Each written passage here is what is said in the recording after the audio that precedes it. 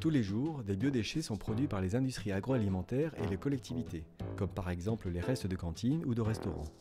Tous les jours, des biodéchets sont produits par les élevages et les exploitations agricoles. Ce sont les effluents ou les lisiers que les agriculteurs utilisent pour fertiliser leurs terres. L'objectif de la méthanisation est de valoriser ces déchets. Intégrés dans un digesteur, ils vont se dégrader selon un processus naturel. Ils produiront d'une part du gaz et de l'électricité, d'autre part du digestat, un engrais naturel plus performant que le traditionnel fumier utilisé par les agriculteurs. Dans les monts du Lyonnais, entre Lyon et Saint-Étienne, Aloïs Klein, entouré d'une dizaine d'agriculteurs, se lance en 2012 dans un projet de méthanisation. Avant d'être agriculteur, j'ai passé 4 ou 5 années de ma vie à l'étranger, essentiellement dans des pays producteurs d'énergie, pays qui produisent du pétrole ou du gaz que nous on consomme ici.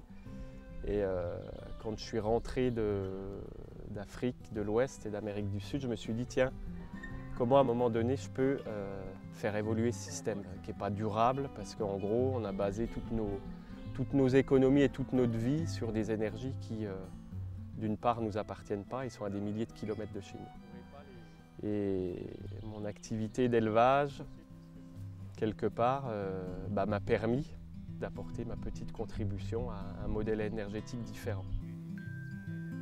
Là, c'est le fumier des bâtiments d'exploitation, donc des vaches ou des genisses. Et puis à terme, avec la méthanisation, ces fumiers ne viendront plus ici, ils seront apportés au site de méthanisation, ils seront valorisés dans les digesteurs, on va extraire le méthane et la matière organique sera récupérée, ce qu'on appelle le digestat, pour être épandue dans les terrains directement. Au départ, qu'est-ce qui a fait que la méthanisation, c'est de relier notre agriculture avec une économie de territoire et puis aussi de se substituer aux engrais de synthèse en valorisant mieux nos engrais de ferme, quoi. On a investi, moi personnellement, j'ai investi 30 000 € là-dedans. Vous étiez dubitatif au début ? Au départ, oui, forcément.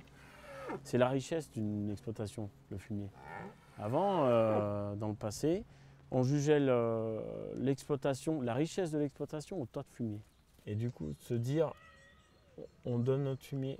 On le met en commun. On le met en commun et on le récupérera. Et ben c'est un pas. C'est vraiment quelque chose, c'est une démarche, c'est pas anodin. Aujourd'hui, un jeune qui veut s'installer avec nous, on lui dit il y a la méthanisation. Ça fait partie du deal. Ça fait partie d'un... Ah ouais, aujourd'hui vous êtes là-dedans, ah c'est intéressant. Si on peut s'en sortir dans l'agriculture par ce biais-là, pourquoi pas? Moi, je trouve que c'est un bon moyen de diversification aussi. Il faut savoir qu'à l'horizon 2030, le territoire a pour objectif de produire autant d'énergie qu'il en consomme localement. Et donc le CIMOLI, qui regroupe les communautés de communes du territoire, a eu un rôle clé. Ce sont eux qui ont réussi à convaincre les agriculteurs de se lancer dans l'aventure de la méthanisation. En 2013, l'association Métamoli est créée. Pour développer leur projet et trouver les financements nécessaires, les agriculteurs s'entourent d'acteurs spécialisés dans l'énergie et le développement durable, tels que Engie, Énergie Partagée, la société d'économie mixte Soleil, Enercop ou encore le fonds OSE. L'idée de monter ce projet avec une entreprise comme Engie, des agriculteurs, des acteurs publics, c'était pas évident parce que ces gens-là sont dans des univers très différents. Et le rôle d'Énergie Partagée a été de faire en sorte que chaque partenaire y trouve son compte, sans perdre de vue l'objectif de départ qui était de faire un projet collectif pour le territoire. Il y a eu beaucoup de projets de méthanisation qui ont eu des difficultés à fonctionner correctement parce que soit ils n'avaient pas les matières entrantes, soit ils n'avaient pas les redevances, soit la machine ne marchait pas bien. Ce qui fait que les banquiers aujourd'hui sont frileux, considérant que c'est une filière qui est risquée, beaucoup plus risquée que le solaire ou l'éolien qui ont maintenant une antériorité, une expérience qui font qu'ils sont assez connus. Donc comment on essaie de lever ça? En soignant le montage du projet, en étant très attentif aux choix technologiques, mais également attentif à l'équipe et aux opérationnels qui plus tard feront marcher le projet, donc qui généreront le revenu. Donc je pense que les gens sont rassurés du montage aussi, de se dire tiens, il y a effectivement des agriculteurs, des gens du territoire, il y a des collectivités à travers la SEM, il y a un fonds d'investissement citoyen, Il y a maintenant la région, il y a un groupe gazier qui sait ce que c'est que voilà, 1 mètre cube de gaz, et que du coup, il y a une espèce de confiance, et puis les gens nous connaissent aussi parce qu'on est des acteurs économiques sur le territoire, on est des agriculteurs, on est aussi des gens qui sont impliqués dans la vie sociale, on a nos enfants à l'école, on va au club de badminton, au club de volley, à la piscine, donc les gens nous connaissent. La satisfaction déjà, c'est de côtoyer des partenaires qui sont des partenaires avec lesquels on a assez peu chez Engie l'habitude de travailler parce qu'on appartient à des mondes un peu différents. Les agriculteurs d'abord, bien sûr, hein, qui n'est pas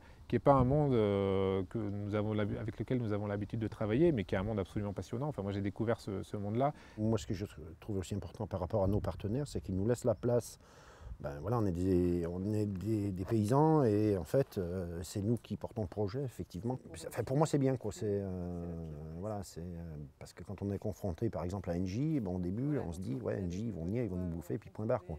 Parce que ces agriculteurs qui le portent, je dirais quelque part avec leur cœur, mais qui le portent aussi avec leur portefeuille, nous quelque part étant relais de structures publiques, on est là justement pour les accompagner et faire qu'on soit le petit plus qui fasse que ce projet du coup réussisse. Tout le monde se tient, c'est-à-dire que personne ne peut tirer la couverture à lui tout seul, parce que ça déséquilibre complètement le projet, et aucun des acteurs n'aurait été capable, même les agriculteurs seuls, de porter le projet dans cette dimension-là. Donc en fait on se tient tous, c'est-à-dire que le projet il se fait que parce qu'on est là, et on est là que parce qu'il y a le projet.